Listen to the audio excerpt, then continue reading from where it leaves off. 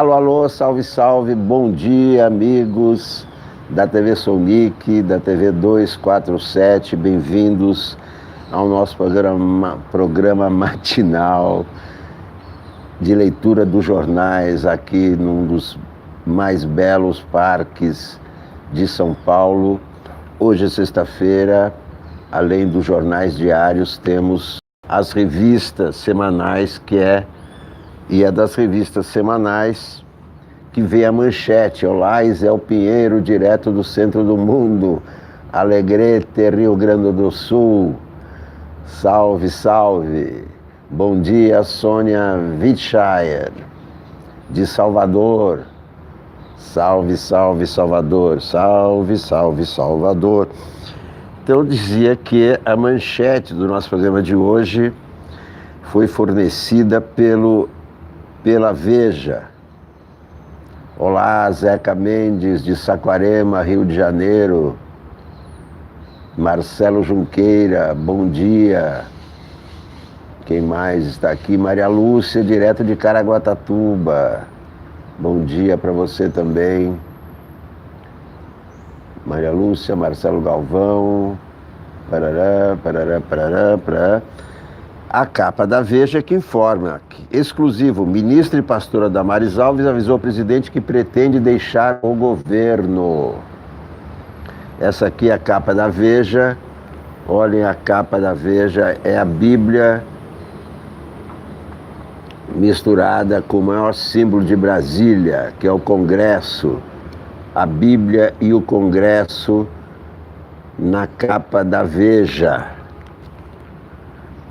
Bancada evangélica, quem são e o que querem os deputados que formam a mais poderosa frente do Congresso e levaram Bolsonaro a vetar de imediato o imposto sobre as igrejas, o poder das igrejas evangélicas? Severino Zacarias, bom dia, de Sorocaba. A capa da Carta Capital é maravilhosa. Governo Talibã. Olavo de Carvalho na retaguarda, o ministro Weintraub na vanguarda. Bolsonaro desfecha uma ofensiva ideológica e religiosa para desmontar as universidades públicas. Aqui está a capa da Carta Capital. Manchete do Estadão. Bom, morreu Antunes Filho, grande diretor Antunes Filho, morreu aos 89 anos. Manuel Gonzalez, bom dia. Ela pretende deixar o governo, sim.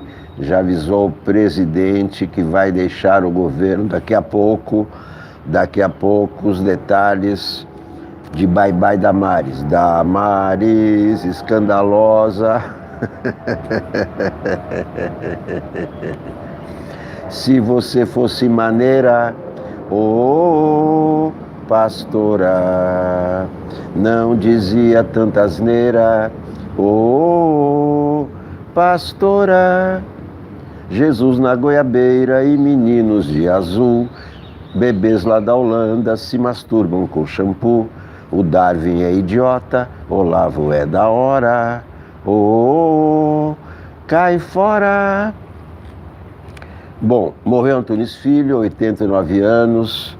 Daqui a pouco vou contar histórias do Antunes Filho, que foi meu desafeto nos últimos anos de vida. Governo vai propor corte de 1/3 de subsídios até 2022. Só cortes. Cine Belas Artes terá patrocínio de cervejaria agora.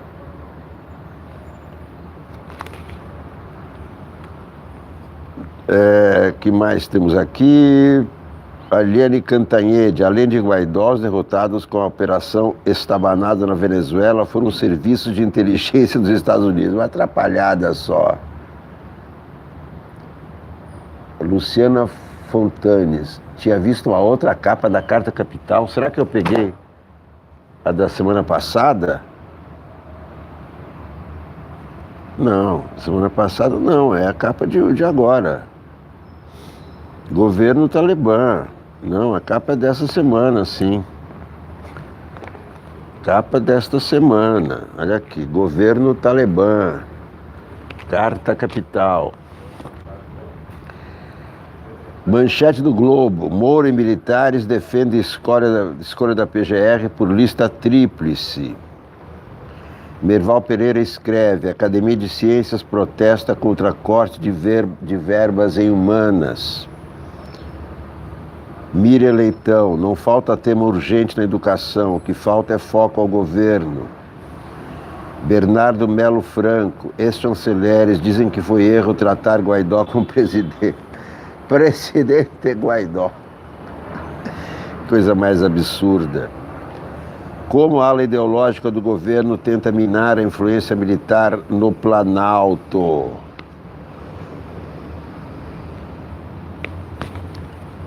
A Folha de São Paulo é impressionante. A Folha faz uma entrevista com Guaidó, como se tivesse alguma coisa a dizer. Intervenção militar é a última opção na Venezuela, diz Guaidó. Líder opositor afirma à Folha que processo para depor Maduro pode levar um pouco mais de tempo. Com esse incompetente, olá, Elias Vedder, com esse incompetente no comando, vai levar muito tempo. Bolsonaro afirma que vai até o limite do Itamaraty. Para presidente, risco de Cristina Kirchner voltar é mais importante que a Venezuela. Agora ele não quer que... O Bolsonaro quer agora ser o imperador da América Latina. Quer fazer uma guerra com a Venezuela para tirar o Maduro. Agora quer impedir que a Cristina Kirchner volte na Argentina. Ele vai ser... Parece que vai ser aqui o Bedel da América Latina.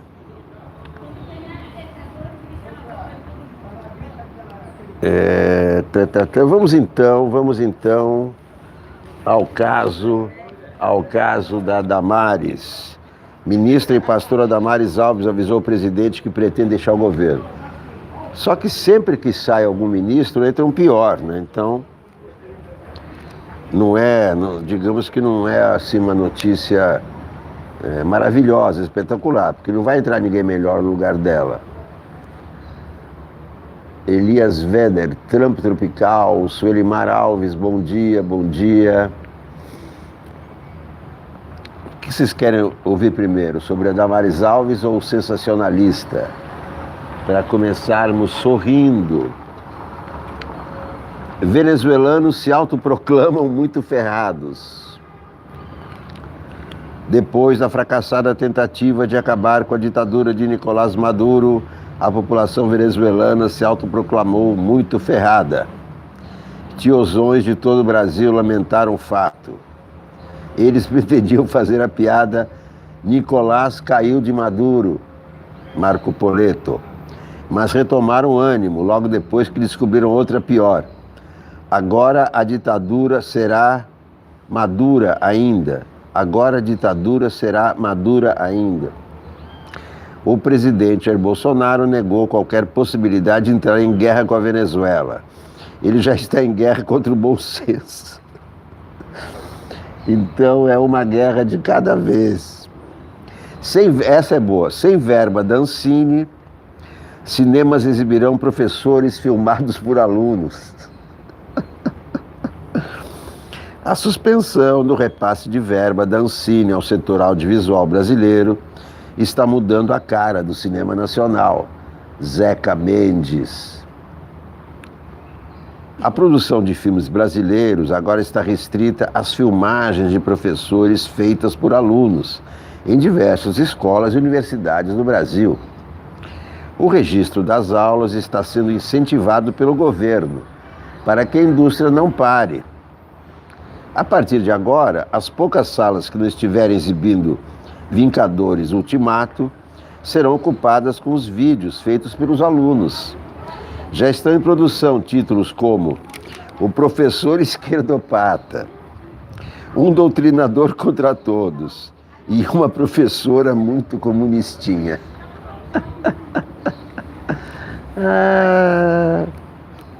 Frase da semana. Tenho literalmente me matado para tentar melhorar. Carlos Bolsonaro. Mais uma vez, literalmente, agradecemos à família Bolsonaro por literalmente redigir a melhor piada da semana, literalmente nos poupando o trabalho.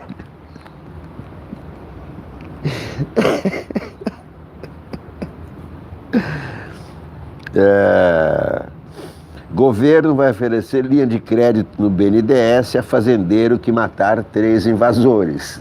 Betânia Rocha.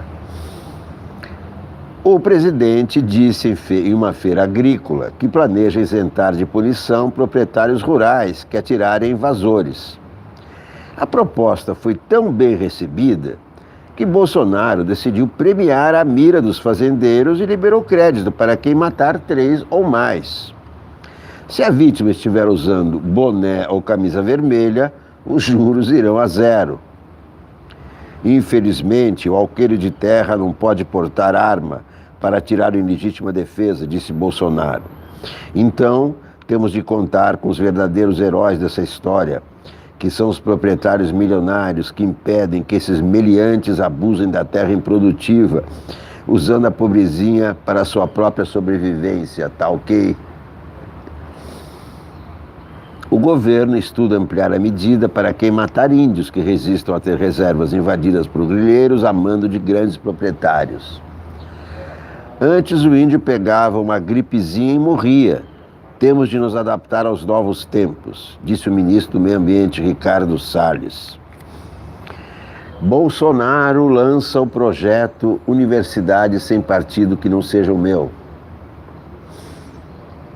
Como a educação no Brasil vai de vento em popa e o país tem avançado muitos degraus nos rankings internacionais, o governo resolveu cortar verbas das universidades federais, alegando que boa parte do dinheiro seria usada em balbúrdias juvenis e cursos de sociologia e filosofia sem retorno prático.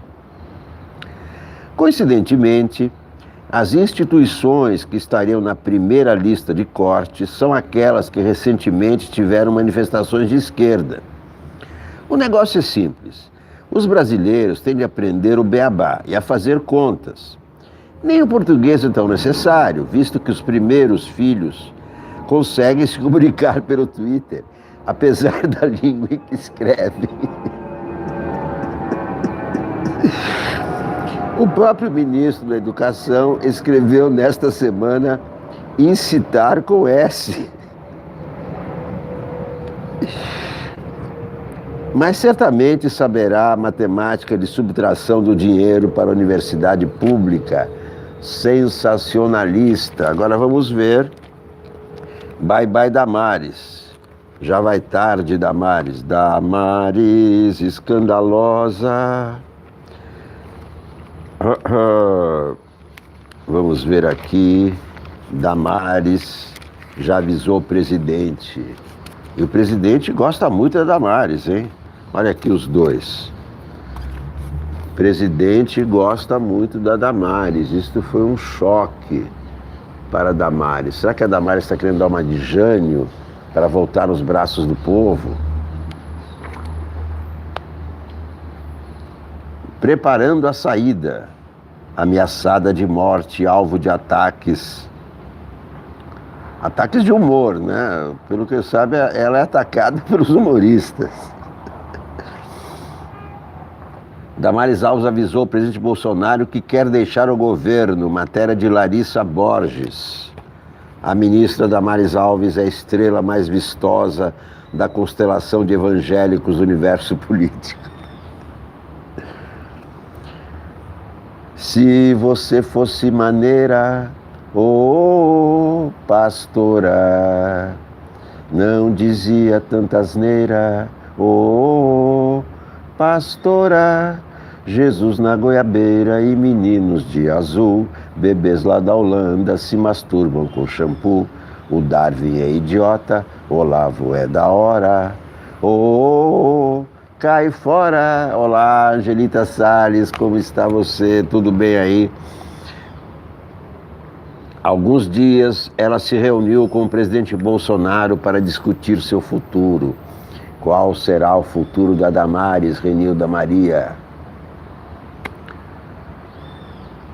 Depois, seu futuro. Alega que está cansada e precisa cuidar da saúde, que anda debilitada. Damares cansada. Desde que assumiu o comando da pasta, há 4 meses, a ministra enfrenta uma rotina estressante, mas com um ingrediente incomum. Damares recebe ameaças de morte. Kátia Anjos. Olá, Kátia Anjos.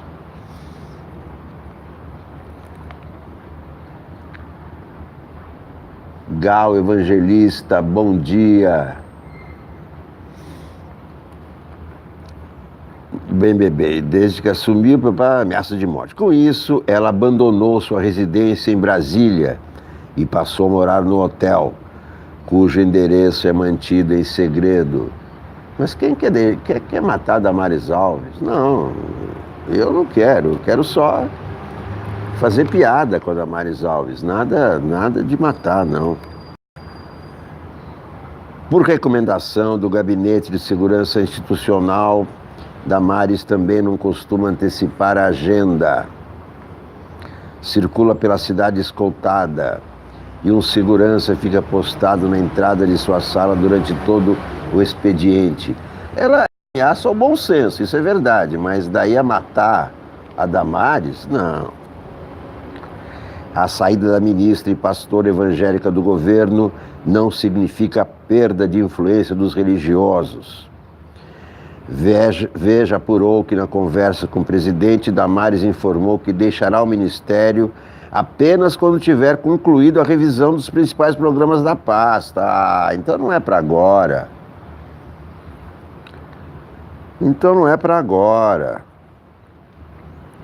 Apenas quando, o que inclui um pente fino que já detectou inúmeras fraudes e o treinamento da equipe que vai tocar o trabalho sem ela. Bom, então não é para agora. A ministra explicou ao presidente que não tem mais condições físicas e emocionais para suportar por muito mais tempo as demandas que o cargo impõe.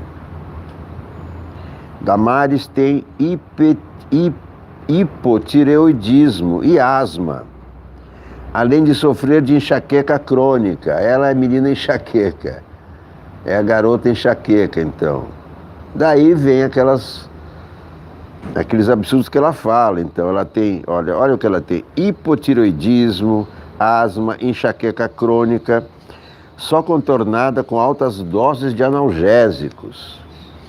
Pelo lado emocional, tem reclamado aos seus interlocutores mais próximos que está abalada com os ataques e ameaças. Espero que ela não leve em conta as minhas paródias como ameaças. Elias Vixo matou. Damares é a perpétua da Tieta. Exatamente, é a perpétua da Tieta.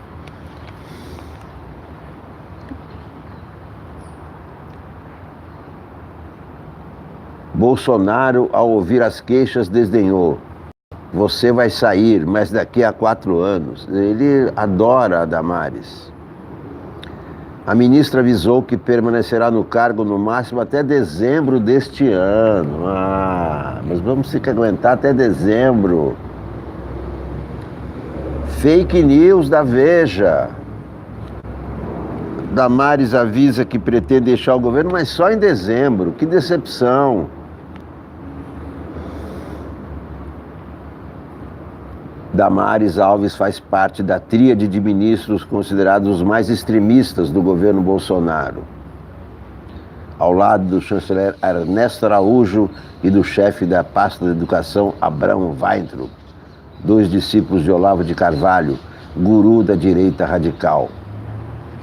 Fora dos círculos pentecostais, antes de ser nomeada ministra, era uma desconhecida advogada militante, que em 20 anos como assessora parlamentar na Câmara dos Deputados, se dedicou a trabalhar por projetos de interesse da bancada evangélica.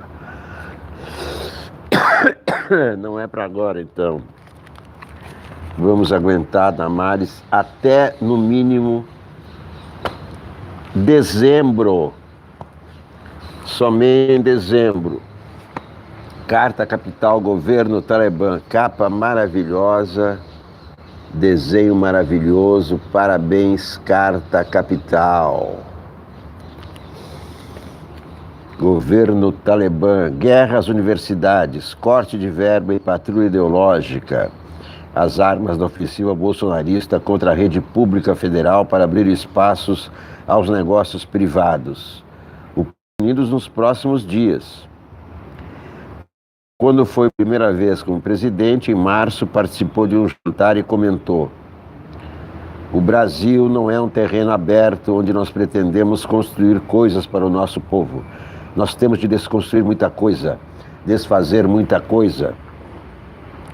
Segundo ele, quis a vontade de Deus que 2 milagres ocorressem: sua sobrevivência à facada e sua vitória eleitoral. Esta baseada em uma campanha, aspas, em cima de um versículo bíblico: conhecereis a verdade vos libertará. Conhecereis o fake news e o fake news vos aprisionará. Essa é a verdadeira versão dessa parábola. Conhecereis fake news e o fake news os escravizará. Adamares descobriu que a Terra é plana e a Lua é quadrada. Discurso revelador da missão atribuída a si pelo ex-capitão: destruir o que houver de projeto de nação. Previdência pública, empresas estatais, leis trabalhistas e motivação religiosa para tanto. A Receita Federal defendeu recriar a CPMF com outro nome e cobrá-la até de dízimo. E Bolsonaro saiu a público: nada de taxar igrejas. O Banco do Brasil planejou uma propaganda de TV com negros e mulheres e o ex-capitão vetou em respeito à família. Quer dizer, um presidente talibã, aquele grupo islâmico que no poder no Afeganistão há 20 anos derrubou estátuas milenares de Buda gigantes, censurou TV e música, impôs burcas às mulheres e barbas aos homens, proibiu meninas na escola. É isso aí que eu já falei faz muito tempo, que o governo está querendo implantar um regime igual ao do Irã ou do Afeganistão dos talibãs, uma ditadura religiosa. Esse é o plano secreto do governo. Carta Capital. A Veja faz aqui a matéria da bancada evangélica falando nisso. Bancada evangélica. Olha aqui a bancada evangélica. Olha o que eles fazem na Câmara. Eles rezam. Eles rezam. Rezar não adianta nada.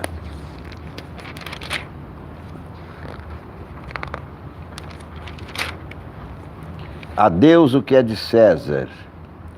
Alinhada a um governo que encampa suas pautas principais, a bancada evangélica na Câmara dos Deputados mostra ambições mais amplas, que não se limitam ao terreno moral. Eu já contei a história que o Edir Macedo quer ser presidente do Brasil. Esse projeto ele tem desde 1989, quando apoiou Fernando Collor na presidente da República. E nessa ocasião, Fernando Collor perguntou ao bispo, entre aspas, autoproclamado bispo, né? Edir Macedo, que contrapartida ele queria para apoiar o Collor, para convencer os fiéis a apoiarem Collor. E o Edir Macedo disse: eu só quero uma coisa, quero rezar a missa da sua posse, uma missa evangélica. Fernando Collor concordou, ganhou a eleição, mas na hora de cumprir a promessa, refugou. Disse ao Edir Macedo que não poderia cumprir a promessa, mas qualquer outra coisa que ele pedisse, ele admitiria.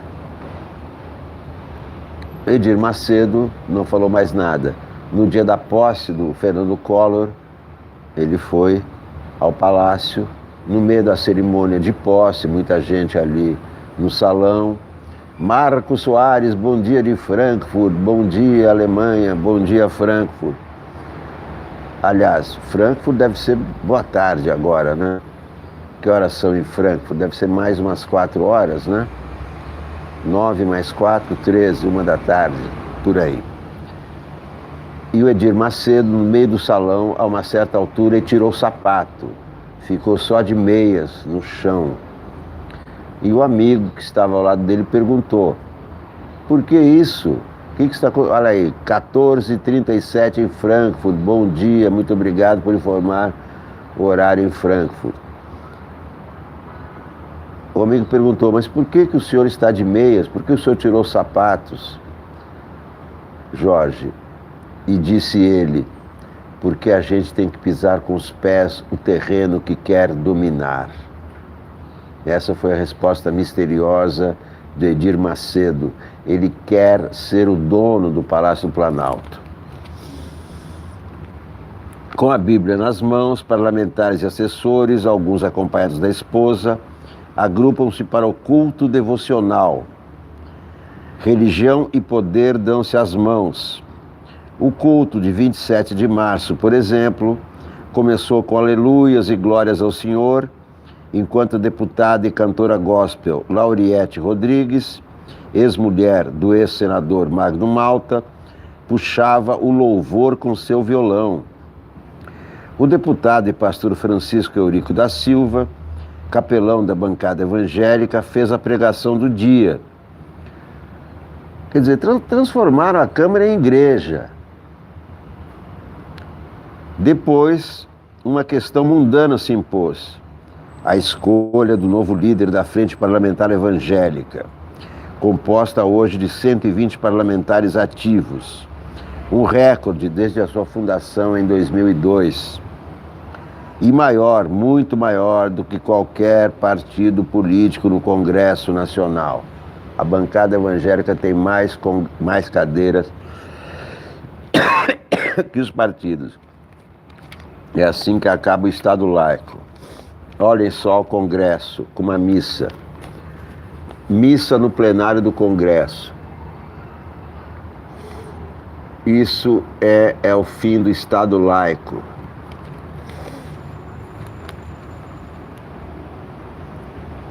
Não há, nem nunca houve votação para o posto de líder da frente religiosa. Após discussões, por vezes ásperas, Silas Câmara foi sagrado por aclamação. Há diferenças e divisões na frente, mas a unidade de ação da bancada nesta legislatura vem amparada por uma convicção renovada na força política que o eleitorado evangélico demonstrou. Foram os evangélicos que proporcionalmente mais sustentaram a eleição de Jair Bolsonaro.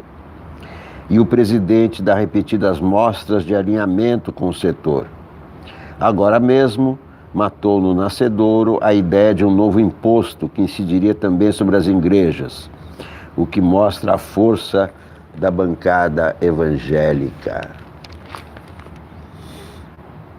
O caso foi o seguinte. Bom, isso aqui nós já sabemos e tal, blá. Desde há muito uma força política cortejada pelos mais diversos partidos, os evangélicos agora têm ambições mais amplas, que não se limitam a batalhar por vantagens tributárias, alvarás de templos ou concessões de rádio. O mapa político da frente segue mais as divisões religiosas do que as partidárias. Há uma profusão de denominações em disputa. 5 parlamentares pleitearam a liderança da frente, por exemplo. Silas Câmara surgiu como um nome de compromisso entre candidatos de ramos rivais da Assembleia de Deus. E foi por isso que ganhou. Encerrado o culto sessão, enquanto o novo líder conversava com Veja, uma assessora o interrompeu para que ele atendesse o bispo Manuel Ferreira, da Assembleia de Deus do Ministério Madureira. Sou seu soldado, meu líder, disse ao celular o novo presidente da Frente Evangélica. A lealdade desses deputados não está com caciques políticos, mas com pastores e bispos. É uma nova elite que está se formando, que tem capital cultural diferente da elite que nós conhecemos. diz Maria das Dores Campos Machado, coordenadora do Centro de Estudos sobre Temas da Religião da Universidade Federal do Rio de Janeiro. Os políticos evangélicos não querem mais ser coadjuvantes. A frente conta com 120, eles querem o poder, eles querem o Palácio do Planalto. Edir Macedo quer ser presidente do Brasil. E aí vai consumar o governo Talibã. Com Edir Macedo na presidência, será o governo Talibã. A frente conta com 120 membros ativos, mas, como é praxe nesses casos, outros 83 apoiadores assinaram o documento que a instituiu. Esses são, em sua maioria, de outras religiões, como católicos e espíritas. Temas morais e comportamentais sempre estiveram associados a essa bancada, mas agora eles convivem com novos interesses. A educação, por exemplo, está prevista para a próxima semana a inauguração em Brasília da primeira faculdade no país ligada a uma sigla política, o PRB, o Partido da Igreja Universal do Reino de Deus, como é conhecido nos corredores da Câmara, o partido do Edir Macedo.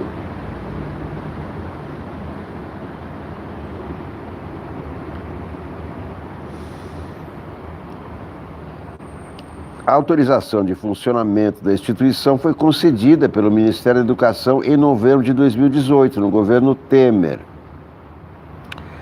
Primeira fundação ligada a um partido político do Brasil, que terá uma faculdade autorizada pelo MEC.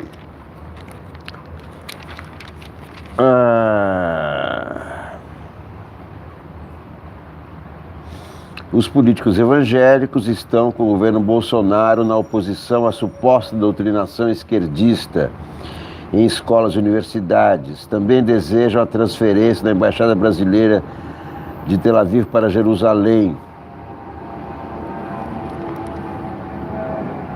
A bancada evangélica não emplacou ministro algum e agora assumiu a posição de não indicar mais nenhum cargo. Damares Alves, evangélica, porém correu por fora e já avisou que pretende deixar o cargo, mas infelizmente só em dezembro.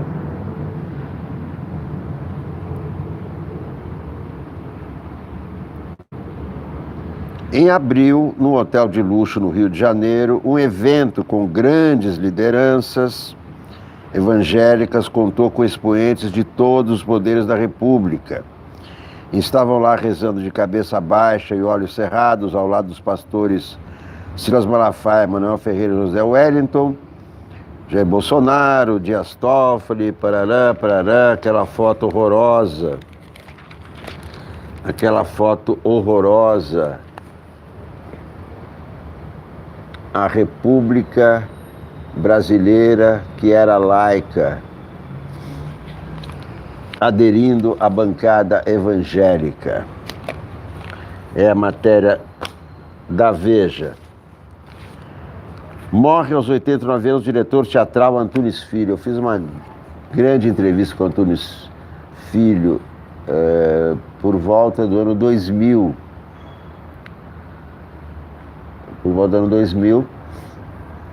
Para uma revista de Brasília. E nessa entrevista ele criticava o Gerald Thomas. E aí, na mesma edição, então, entrevistei o Gerald Thomas, que por sua vez criticou Antunes Filho. Quando o Antunes viu a entrevista, ele detestou, achou um horror. A ideia de colocar na mesma edição uma entrevista, ele criticando o Gerald Thomas e o Gerald Thomas criticando o Antunes Filho, que nunca mais ia dar entrevista para mim, ficou revoltado. Eu conheci o Antunes Filho porque ele frequentava a feira de quarta-feira, aqui na rua Caiová. Então sempre encontrava com o Antunes Filho na feira, ele com a sacola de feira dele e aquela jaqueta de brim. Ele sempre usava aquela jaqueta de brim que foi muito famosa nos anos 60. E também o Antunes Filho, bom, né, nessa entrevista o Antunes Filho contou a vida dele. Eu vou procurar essa entrevista e publicar no 247 hoje, mas ele conta a vida dele. Ele foi quase um menino de rua na infância, quase um assaltante, vivia roubando carro e tal, ali no Bexiga.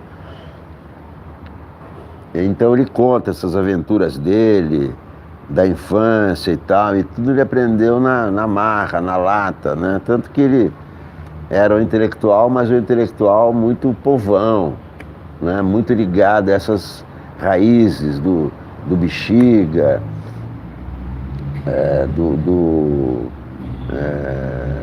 delinquência juvenil, aquela coisa assim, muito conhecido. E morreu aos 89 anos, puxa, durou bastante.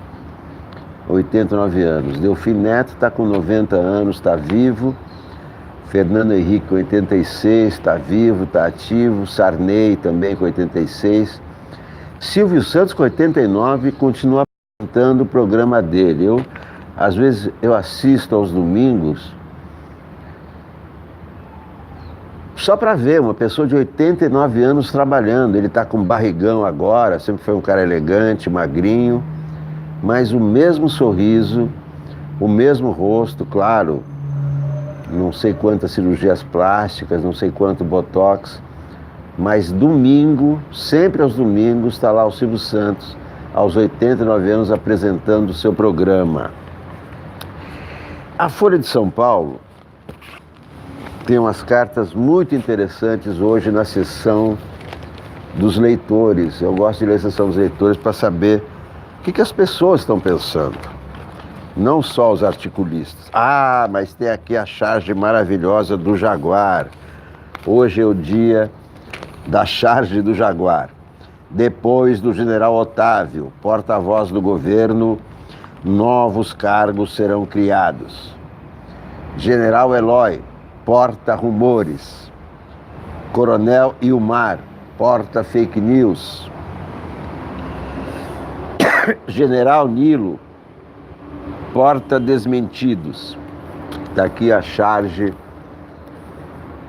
do Jaguar, o cartunista mais velho do país. Esse foi um grande alcoólatra e sobrevive até hoje. Já deve ter também uns 90 anos, sei lá quantos ele tem. Bom, agora só toma cerveja sem álcool. Carta dos leitores. Painel do leitor, ó. Painel do leitor da Folha.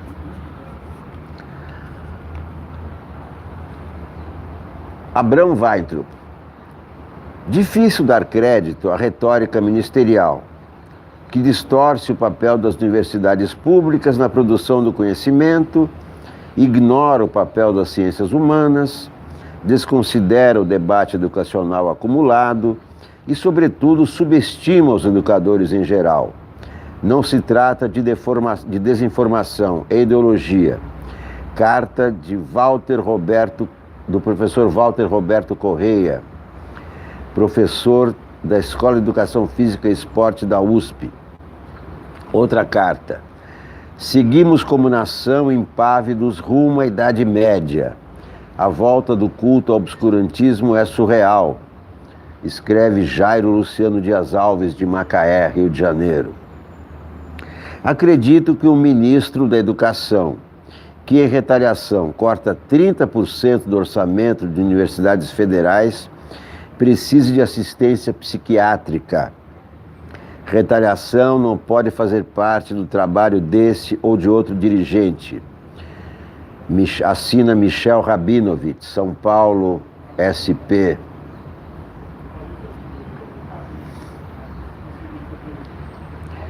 O ministro e seu governo não querem que existam cursos de filosofia e de ciências humanas nas universidades. Sabem por quê? Porque a filosofia é libertadora, busca incansavelmente a verdade, seja provisória, seja eterna. Na filosofia não há respostas prontas nem simples. Ela propõe a dúvida e a permanente reflexão. Será que temem isso? Pergunta Maria Helena Beauchamp. São Paulo, SP. Muito oportuna a coluna de Mareliz Pereira Jorge, Perseguição e Vingança. Enquanto o capitão reformado brinca de comandante deste enorme transatlântico, alcateias afrontam rebanhos e nós, da esquerda não petista, assistimos atônitos ao desmanche do país. Todos sabemos o que aconteceu com o Titanic. Escreve Sérgio Amorim Andrade, de Belo Horizonte. A esquerda lulopetista é muito chata, com seu discurso chato de Lula livre, preso sem provas, blá blá blá. A direita é muito chata, com o desgovernado e chato Bolsonaro, seus filhos chatos, seus ministérios chatos e de capacidade discutível, seu guru filósofo astrólogo boca suja e chato, e todos eles atribuindo exclusivamente aos quase 14 anos de lulopetismo no poder a culpa pelo atual estado falido do Brasil, escreve Fábio Alves, Paz de Barros, de São Paulo. Quando votei no Bolsonaro, sabia de sua estreiteza, mas agora ele está surpreendendo. É muito pior do que eu pensava. E parece que essa característica de opacidade é genética. A esperança é o que nos resta, está no grupo militar, escreve Paulo Roberto Fernandes, de Brasília. Suponha que você seja um presidente de pensamento obtuso, limitado, intelectual e culturalmente, que esteja em início de mandato e com a popularidade já em queda. Você se cerca de bajuladores que pensam, dizem que pensam como você, apesar do ridículo. A equipe vive batendo cabeça e não consegue mostrar serviço. Não sai nada. Solução: condecorações para todos pelos serviços não prestados ou, quiçá, pelos desserviços. Escreve Glauber Carneiro Lorenzoni, de Boa Vista, Roraima, fronteira com a Venezuela.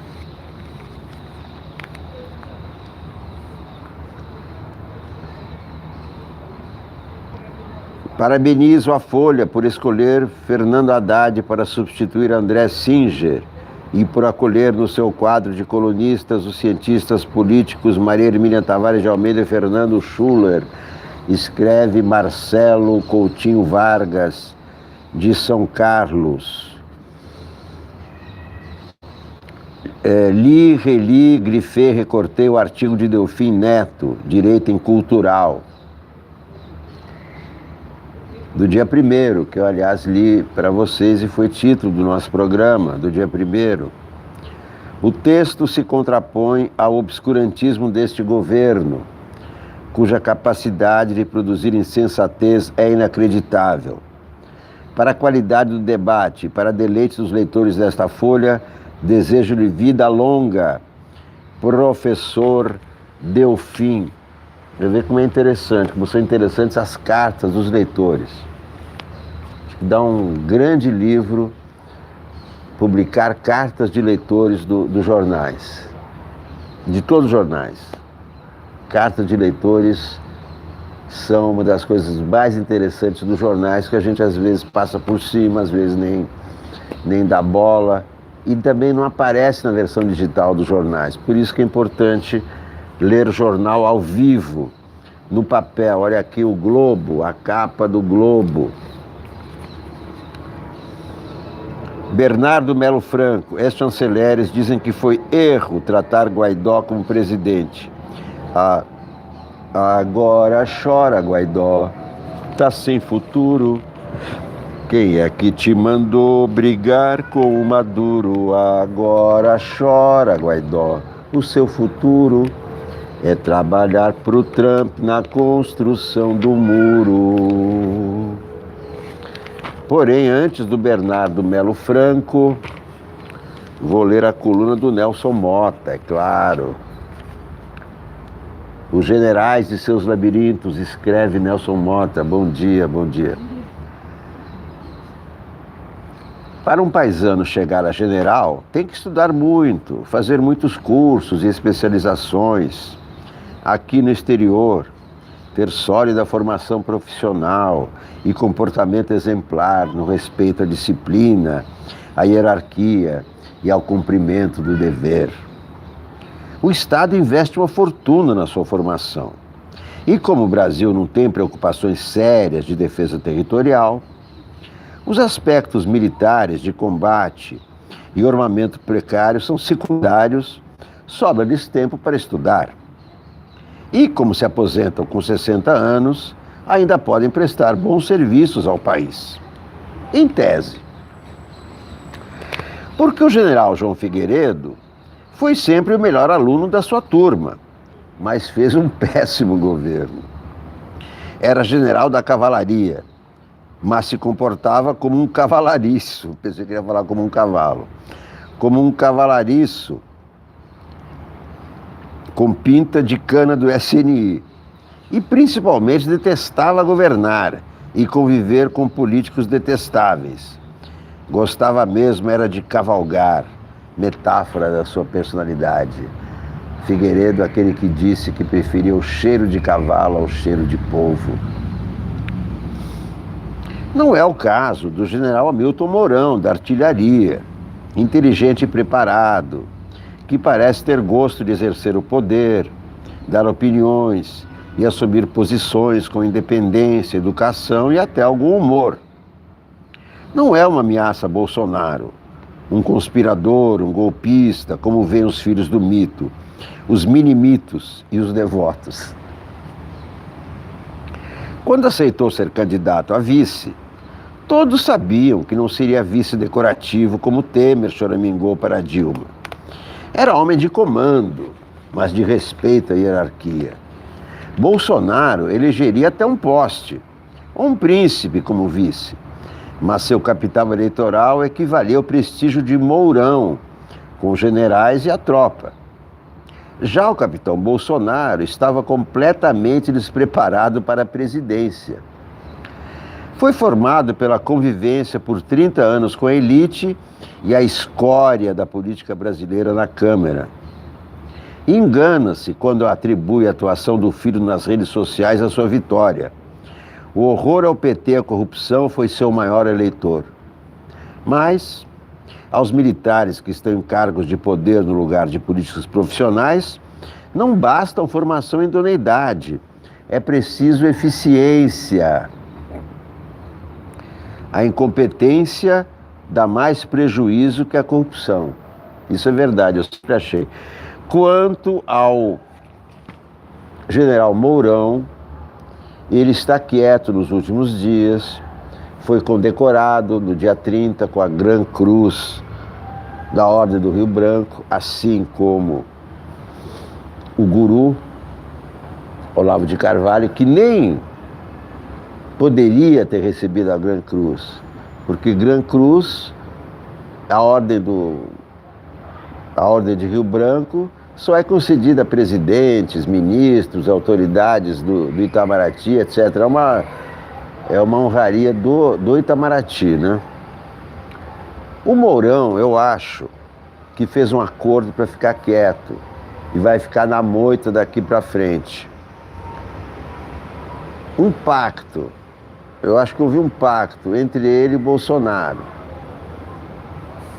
Disse Bolsonaro ao Mourão: meu amigo, melhor você ficar quieto, porque se você não ficar quieto, o meu filho Pitbull vai continuar atacando você. Não consigo segurar meu filho. Se você ficar quieto, meu filho também fica quieto. E eu te dou uma honraria, a Ordem do Rio Branco. Eu tenho a impressão que o Mourão firmou esse pacto com o Bolsonaro, vai ficar quietinho na dele, vai ficar na moita, se não continuará sendo alvejado pelo Carlos Bolsonaro, que é autor de frases como essa, que está hoje na Veja, né? Eu literalmente me mato.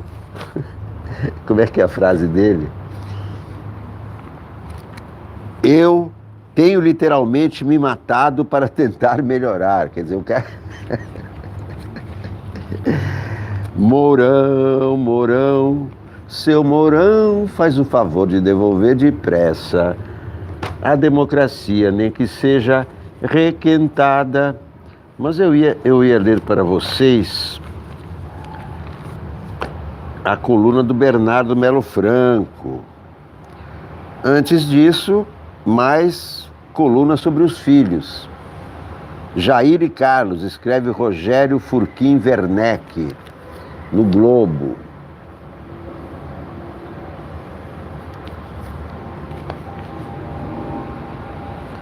Sobressaltado com a forma inusitada com que os filhos do presidente têm interferido no governo, o país acalenta a esperança de que mais dia, menos dia, Jair Bolsonaro consiga pôr fim a tais interferências. Mas, quando se tem em mente a real natureza da complexa relação do presidente com os filhos, sobram razões para temer que tal esperança seja infundada. Em artigo aqui publicado, em 2 de novembro do ano passado, logo após o segundo turno, chamei atenção para quão insólito fora o desfecho da disputa presidencial. Abre aspas. Levará algum tempo até que o país possa ter um entendimento mais claro e completo da eleição de Jair Bolsonaro. Entre muitos aspectos notáveis, chama atenção que numa democracia tão grande e complexa, meia dúzia de pessoas, sem financiamento, com poucos segundos de acesso à propaganda eleitoral na televisão, sem apoio da mídia, em confronto aberto com o establishment político do país, tenham logrado levar à frente com tamanho sucesso um projeto de conquista da presidência da República. Na verdade, nem o próprio Bolsonaro, ao se lançar informalmente candidato anos antes, esperava que o projeto fosse coroado de tanto sucesso. Mas hoje, ao largo de toda a complexidade dos fatores que contribuíram para a sua vitória, o presidente está convencido de que seu sucesso teve uma explicação muito simples: o uso extremamente eficaz das redes sociais, concebido e posto em prática por seu filho Carlos.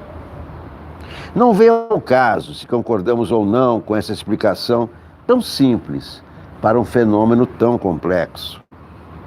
Para efeito do argumento que aqui se desenvolve, o que importa é que o presidente parece não ter sombra de dúvida quanto a isso. Ainda na semana passada, em entrevista coletiva no Planalto, voltou a ressaltar sua convicção aos jornalistas presentes. Não foram vocês que me colocaram aqui, foi ele. Convencido de que quem conseguiu catapultá-lo do baixo clero da Câmara ao Palácio do Planalto foi seu segundo filho, Bolsonaro se enxerga na presidência como uma criatura de Carlos. E, de seu lado, claro, Carlos está mais do que convencido de que foi ele, de fato, o criador. Graças a ele, o pai viu-se transformado em presidente. É natural que numa relação entre pai e filho, estejamos propensos a enxergar o pai como criador. Nesse caso tão peculiar, contudo, por mais esdrúxulo que possa parecer, é fundamental perceber que não é bem assim. Da perspectiva do projeto de conquista da presidência da República, levado adiante com tanto sucesso pela família Bolsonaro, o filho é o criador e o pai a criatura.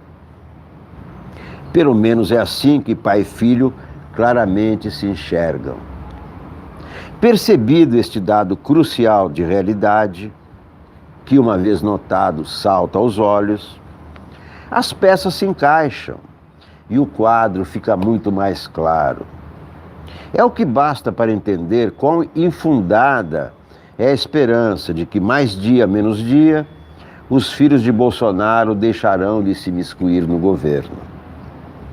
Convicto de que o pai lhe deve a conquista da presidência, Carlos continuará pronto a reapresentar essa conta a Jair, sempre que necessário.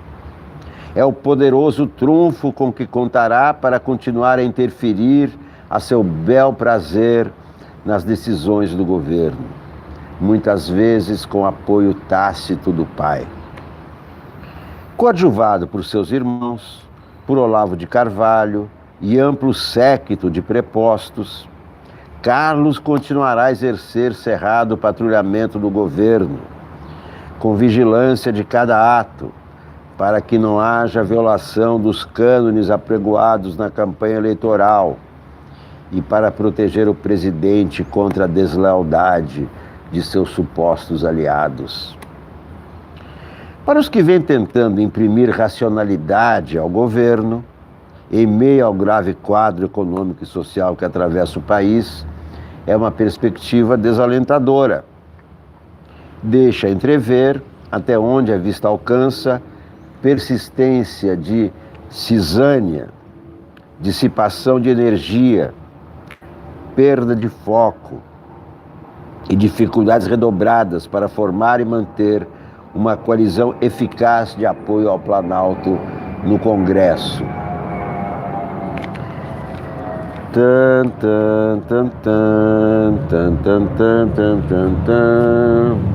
Estadão.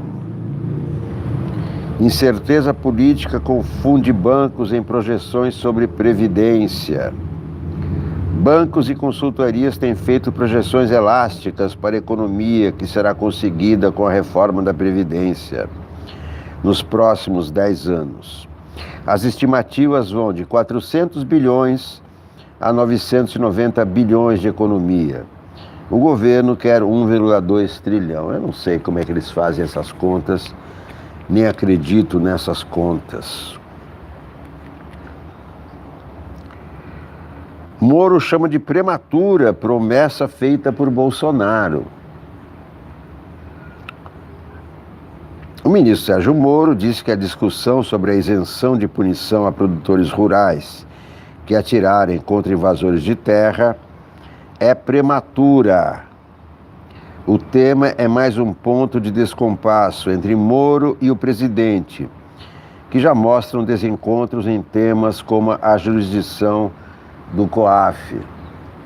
Moro, um juiz sem moral, só absolve os seus e condena sem ter certeza.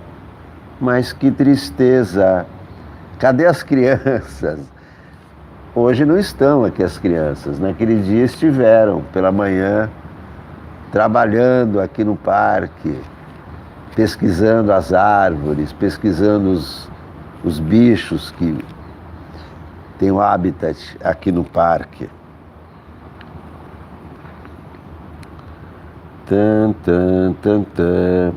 Planilha da Odebrecht traz nomes ligados à Câmara de São Paulo.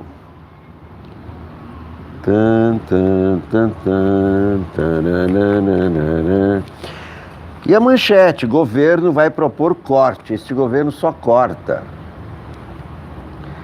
Corte de 1/3 de subsídios até 2022. O governo planeja cortar em mais de 1/3 os subsídios de hoje desfrutam alguns setores da economia. A redução dos subsídios, que hoje representam 20% da arrecadação da Receita, deve enfrentar resistências e lobbies. Na semana passada, o STF decidiu estender benefícios a empresas que compram insumos da Zona Franca de Manaus. O custo é de pelo menos 16 bilhões por ano. Hoje, a maior renúncia é com o Simples Nacional, 74 bilhões por ano. Vão acabar com o Simples Nacional também para nós, microempresários? Vamos ver aqui. Maduro posa com militares. Justiça manda prender Lopes. Notícias de ontem, é claro. Já mostrei ontem a marcha. Olha aqui. Belíssima foto da marcha. A marcha da lealdade. de Maduro à frente de 4.000 soldados. Vamos ver o que dizem os colunistas do Estadão. MBL avança em projeto para criar seu partido. A assessoria técnica do TSE deu sinal verde à consulta do MBL sobre a validade de assinaturas eletrônicas da criação de um partido. São necessárias 500.000 assinaturas. Se esse parecer for confirmado pelo tribunal, a missão do movimento deverá se transformar numa tarefa tão fácil quanto cortar barra de manteiga com faca quente. O grupo que liderou as manifestações tem mais de 3,3 milhões de curtidas no Facebook e 470.000 seguidores. O partido do MBL, segundo as projeções, poderá disputar as eleições de 2022. Mais um partido de extrema-direita para o Brasil, que já tem mais de 30 partidos na Câmara.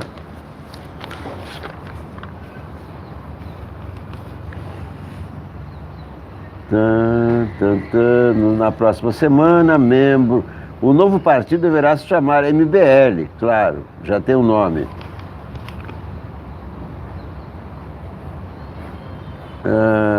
Está cada vez mais tenso o clima entre ideológicos e militares por causa da Venezuela.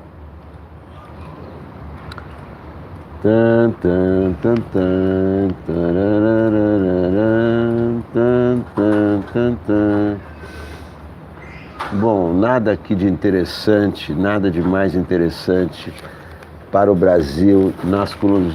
Cúmplices de Maduro, Moro evita isentar quem atira contra invasores. Para a ministra, é prematuro discutir perdão a produtores rurais, como quer Bolsonaro. É o primeiro embate. Olha aqui, tem uma entrevista com o presidente da OAB, Felipe Santa Cruz, no Estadão. Entrevista a Clarice Oliveira e Gustavo Lopes. Não consigo ter como ideal de justiça uma espécie de velho oeste. Diante da decisão do governo de avançar no excludente de ilicitude, o que se pode esperar como desdobramento?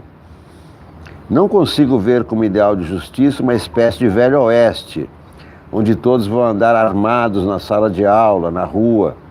Claro que entendo que em algumas situações, como no campo isolado, o porte de arma é necessário. Agora, acho esta uma bandeira que não é civilizatória. Dizer que a polícia brasileira precisa de uma autorização para matar ainda mais, uma polícia que já é uma das que mais matam no mundo e das que mais morrem, acho que as saídas para esta crise são mais complexas que pôr a arma na mão de cada cidadão. A OAB entrou com pedido de que adiou o julgamento da prisão em segunda instância no STF. O que motivou isso? Sou parte, né? E parte da sabedoria de conduzir um processo é saber o momento ideal dele ser julgado. Se sou um bom advogado, vamos descobrir em alguns meses. Então tá aí a explicação. Ele pediu o adiamento da votação porque achou que ia perder. Por isso deixou a votação para mais para frente. Essa é a explicação que eles dão, porque muita gente não entendeu. Por que o OAB adiou? Tem que votar, é isso aí. E uma das cogitações era essa, de que não era o momento ideal. E aqui o Felipe Santa Cruz, presidente da OAB, está confirmando. Ele pediu para adiar essa votação porque achava, supunha ou tinha informações de que iria perder. Bom, como eu prometi para vocês, tem aqui a coluna do Bernardo Melo Franco. Apoiar Guaidó foi erro, dizem ex-ministros. Os ex-chanceleres Celso Amorim e Aloysio Nunes concordam pouco ou quase nada sobre política externa. mas os dois são frontalmente contrários à hipótese de o Brasil participar de uma intervenção militar na Venezuela. Para Amorim, uma guerra no país vizinho seria um desastre absoluto. Uma ação militar liderada pelos Estados Unidos pode gerar uma convulsão na América Latina. Seria uma insensatez. O ex-ministro critica o alinhamento automático do governo Bolsonaro a Washington. Ele diz que o Brasil perdeu a chance de atuar como mediador ao reconhecer o autoproclamado presidente Juan Guaidó. Somos o país que teria mais condições de apaziguar a crise e promover o diálogo. Isso ficou inviabilizado, avalia. Apesar da proximidade entre os governos petistas e o chavismo, Amorim faz críticas a Nicolás Maduro. Houve uma imprevidência absoluta na economia e, obviamente, falta diálogo com a oposição. Mas as atitudes agressivas dos Estados Unidos, que agora são apoiadas pelo Brasil, só incentivam o fechamento do regime. Precisamos confiar no bom senso dos militares brasileiros. Eles são cautelosos e não querem se meter em confusão, acrescenta o embaixador. A exemplo de Amorim, Aloysio Nunes considera que o Brasil errou ao tratar Guaidó como presidente da Venezuela. Há um grau enorme de ficção nisso, diz Aloysio Nunes. O Brasil deve ser solidário à oposição e denunciar as barbaridades do regime, mas não pode deixar de reconhecer que do outro lado há um governo. O ex-ministro ajudou a aprovar a suspensão do país vizinho do Mercosul, mas diz que o governo Temer nunca rompeu totalmente o diálogo com Caracas. Ele sustenta que o Itamaraty deveria manter alguns canais abertos para evitar aventuras unilaterais. O melhor caminho é respeitar o direito internacional e buscar uma transição negociada. A ideia de invadir a Venezuela é um delírio, pode levar a uma guerra civil. Felizmente, nossos generais têm dito não a uma intervenção armada. Isso é positivo, diz Aloysio Nunes. Não vai haver intervenção militar na Venezuela, nem dos Estados Unidos, nem do Brasil, porque a ordem internacional não permite mais e não aceita e repudia esse tipo de aventuras.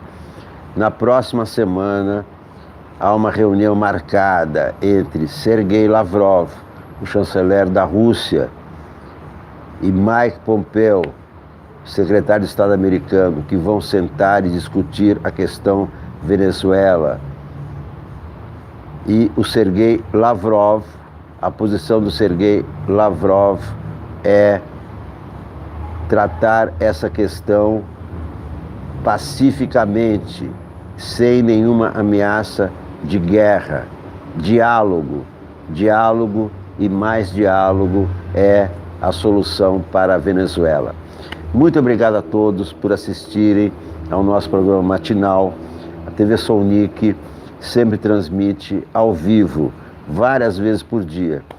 Eu voltarei ainda hoje com novas transmissões para lermos em detalhes as revistas, a Veja em mais detalhes, a Carta Capital em mais detalhes, para sabermos mais e mais as opiniões dos colunistas, destrinchar as informações para entendermos melhor o que está acontecendo no Brasil e no mundo. Muito obrigado a todos e até a próxima transmissão. Tchau!